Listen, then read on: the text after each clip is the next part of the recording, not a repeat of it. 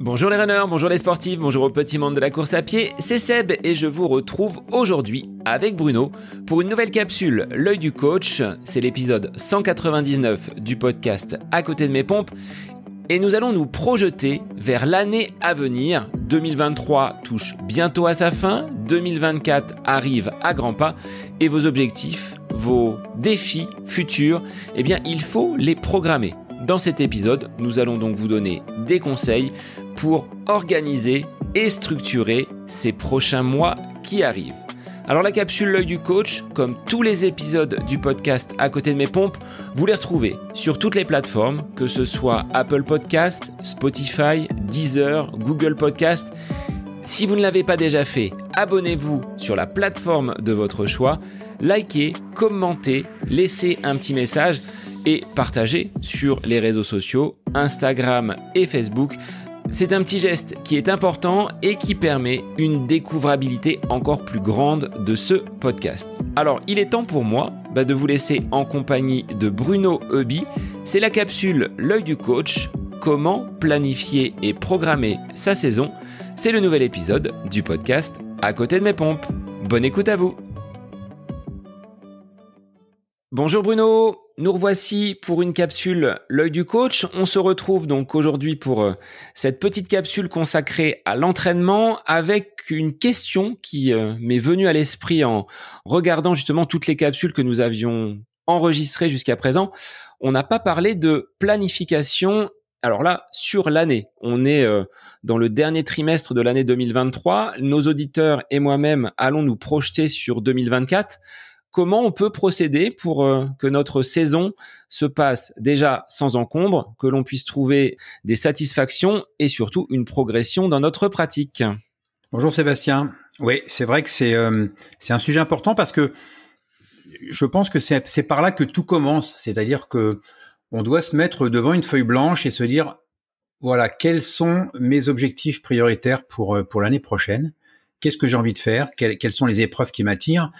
Et forcément, pour ne pas généraliser, en fonction du type d'épreuve, ça va être différent. Si je vise l'UTMB, un 100 km, un 24 heures, ou si je vise des 10 km, la planification sera différente parce que forcément, des moments dans l'année où je dois être à mon pic de forme, des moments dans l'année où je dois performer, il peut y en avoir 2, 3 si on fait des 10 km, ou des 5, puisque maintenant c'est une épreuve qui est en train de prendre un peu plus de place dans le calendrier des courses hors stade. Ou si je fais un 100 km ou un marathon, je vais pas pouvoir en faire 5 ou 6 dans l'année, si tant est que je vise une performance. Donc la première des choses à faire, c'est ça, c'est de positionner sur le calendrier, sur les 12 mois, les dates prioritaires de ce que j'ai envie de faire, qui me fait envie et qui sera mon objectif principal, sachant qu'on ne peut pas en avoir un nombre infini, sinon on ne sera pas cohérent et la planification n'aura plus aucun sens.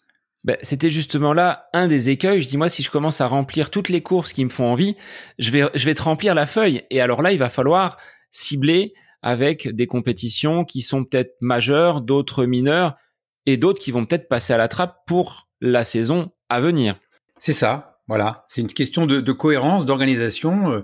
Si 15 jours après le marathon de Paris, tu as vu un 10 km qui te faisait vraiment envie, on peut légitimement te dire que sur ce 10 km-là, tu ne risques pas d'être performant. Après, on a en même temps que je parle, puisque bien évidemment, on fait du direct et rien n'est préparé, et j'ai pas écrit mes textes. On a un exemple là concret avec Méline Rollin, qui est une athlète que tu connais, puisque tu as eu le plaisir de l'interviewer, puis c'est une champardonnaise, donc c'est une athlète que je connais bien. Elle vient de réaliser sa meilleure performance au championnat du monde de semi-marathon, 1h10 et quelques secondes. 15 jours après, elle a son objectif prioritaire, la qualification aux Jeux Olympiques avec le marathon d'Amsterdam qu'elle va courir dans 2 jours. Voilà, à l'heure où nous enregistrons. Donc voilà, on peut se dire, ça a été d'ailleurs un espèce de casse-tête pour son entraîneur. C'est une sélection. Est-ce que je vais être hyper performante sur cette sélection sur semi-marathon? Mais 15 jours après, néanmoins, j'ai mon marathon. Donc parfois, il y a des conflits d'agenda qui font que c'est pas toujours facile de faire tout coïncider, mais l'idéal et le but de la planification, c'est de mettre un peu d'ordre dans tout ça. Donc, on va mettre un coup de frein à main sur les auditeurs qui seraient peut-être adeptes des compétitions tous les dimanches et qui, au fur et à mesure des semaines, se disent finalement, je ne progresse plus, mais j'ai quand même ce besoin d'accrocher un dossard.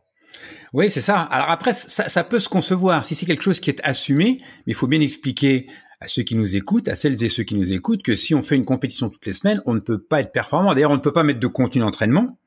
Hein, on a parlé dans une autre capsule des plages d'entraînement. On ne peut pas mettre de séances d'entraînement quand on a des compétitions qui reviennent de manière régulière. Donc, on ne peut pas progresser. Et puis, le corps est bien fait, le corps s'adapte. Donc, si on lui remet encore et toujours la même chose, il va s'adapter et il ne progressera pas. Alors, une fois, Bruno, qu'on a jeté son dévolu sur nos courses majeures pour la saison, comment on va pouvoir articuler de façon harmonieuse ces courses et greffer l'entraînement, parce que maintenant que les courses sont balisées, il va falloir s'y préparer pour atteindre, comme tu le disais, ce pic de forme au moment donc de la compétition. Alors, il y a un cadre dans lequel moi je recommande aux gens de fonctionner, dans lequel il faut fonctionner, c'est-à-dire que une fois que la date de l'objectif est fixée, il y a une phase donc de préparation spécifique qui, comme son nom l'indique, va être axée sur la réalisation de séances qui sont liées à l'entraînement. Donc une préparation spécifique d'un 10, d'un semi ou d'un marathon n'est pas la même.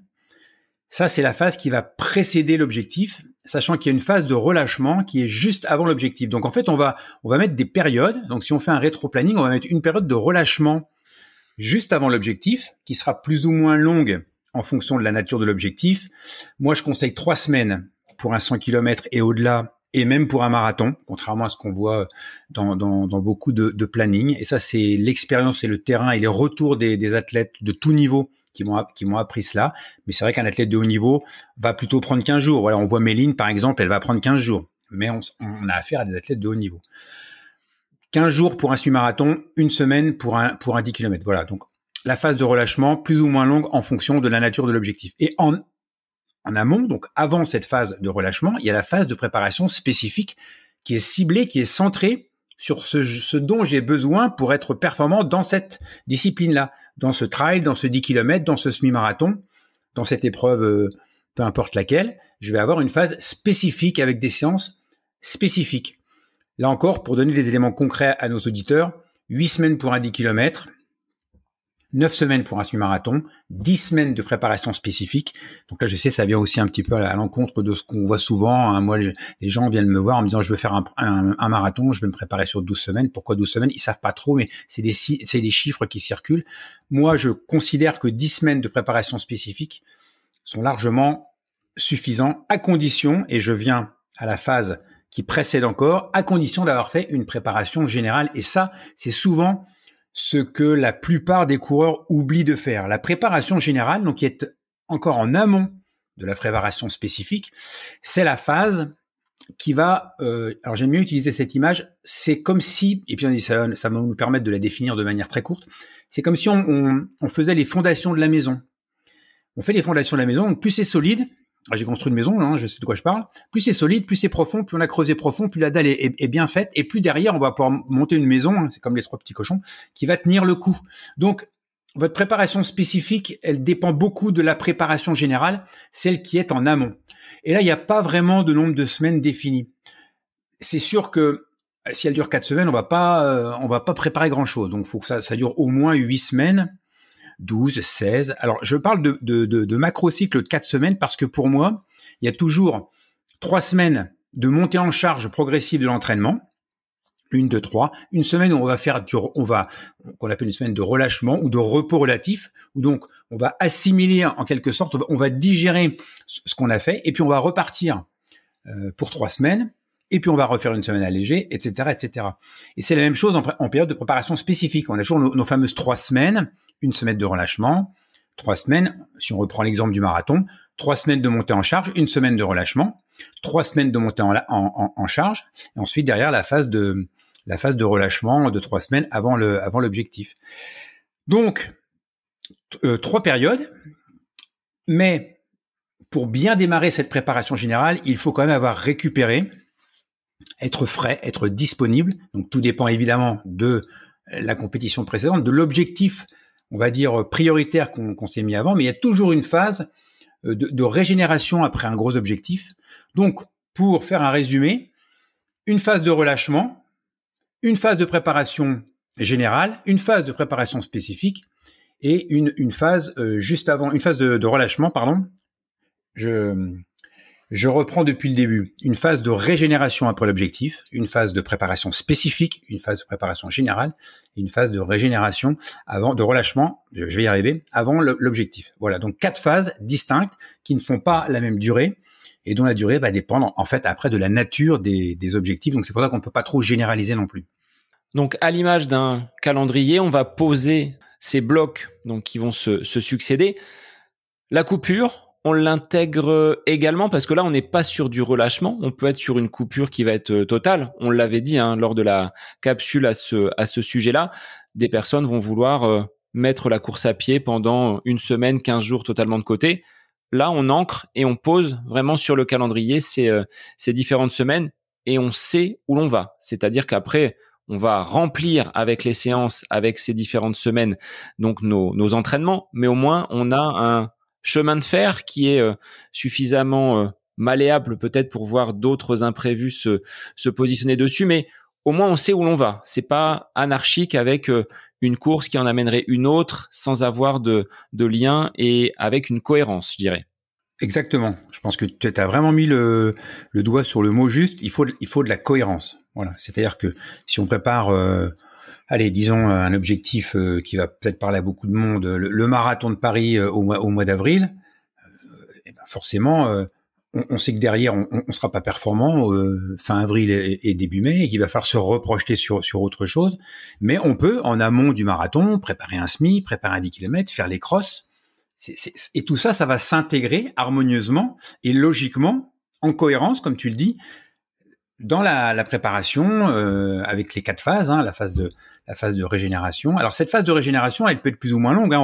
C'est ça la coupure. La coupure, c'est cette phase où on va plus ou moins arrêter l'entraînement ou faire un autre type d'entraînement. On va se régénérer pour pouvoir débuter la phase de préparation générale avec toute l'énergie physique et mentale qui est nécessaire. Oui, c'est cette double aspect, je dirais. Le physique, parce qu'il faut laisser le temps au corps de récupérer, mais aussi mentalement. S'investir dans un plan, c'est des efforts sur une longue durée et ça peut être assez épuisant de suivre ce plan d'entraînement. Donc, avant d'enchaîner et de repartir sur une autre programmation avec un autre objectif, il faut se laisser du temps. Est-ce que, Bruno, les compétitions intermédiaires sont obligatoires dans le cadre d'une préparation marathon? On dit souvent il faut faire un semi quelques semaines avant. Méline en est l'exemple. Est-ce que pour un semi, on va préparer un 10 km avec une certaine intensité? Comment tu fonctionnes par rapport à ces courses intermédiaires? Obligatoire ou non? Non, absolument pas obligatoire. Pas du tout même. Faut pas se sentir obligé de le faire. L'exemple que tu as cité, il est intéressant parce que d'abord on le voit partout et je pense qu'on peut vraiment l'illustrer. Je ne sais pas d'où ça vient cette idée de semi à 3 semaines de l'objectif. Ça fait partie de ces choses qui reviennent constamment et qu'on voit partout. Ce n'est absolument pas obligatoire. Et ce que je dis souvent aux coureurs, je ne vois pas comment à 3 semaines de l'objectif, sauf peut-être à s'appeler Méline Rollin, mais là encore, on a affaire à des athlètes de haut niveau. C'est pas comparable. Je vois pas comment à 3 semaines de l'objectif, quand on vient de faire la phase d'entraînement la plus lourde, puisque à S-3 sur un marathon, on est dans la phase d'entraînement la plus lourde, je vois pas comment on peut être performant. Donc pour moi, le semi-marathon à S-3, c'est un semi-marathon d'entraînement, où on va faire une ultime sortie longue et on va courir le semi-marathon à l'allure du marathon. Ah oui, mais moi, j'y arrive pas. Ah, mais moi, dès que je mets un dossard, je peux pas me contrôler. Ah, mais si, ah, mais ça. Si t'es pas capable de te contrôler à 3 semaines de l'objectif sur un semi-marathon et que tu n'es pas capable de respecter l'allure, dis-moi par quel miracle tu vas pouvoir le faire dans 3 semaines parce que c'est ta course. Voilà. Donc, moi, c'est la réponse que j'ai souvent. Par contre, préparer un semi-marathon en ayant une visée de performance 6, 7, 8 semaines après le marathon, donc en pleine préparation spécifique, c'est cohérent pour moi. On est à distance de l'objectif, on n'est pas dans des semaines de charge trop importantes, ça peut passer. Et pourquoi pas un 10 km avant, mais on est vraiment à distance de l'objectif dans des phases où l'entraînement n'est pas trop intense et n'est pas trop soutenu. À 8 semaines ou 9 semaines du marathon, on est dans le premier macrocycle de la préparation spécifique. La charge d'entraînement n'est pas très importante. Si on prévoit un 10 km un petit peu en amont, on sera en phase de préparation générale, ça colle parfaitement bien. Et très souvent d'ailleurs, les athlètes font de bons temps en préparation générale parce que justement, ils vont travailler des séances qui correspondent aux capacités qu'on est en droit d'attendre sur un cross ou sur un 10 km ou sur un 5 km. Est-ce qu'il n'est pas difficile, Bruno, quand on n'a pas d'objectif, d'arriver à se motiver, à se challenger ?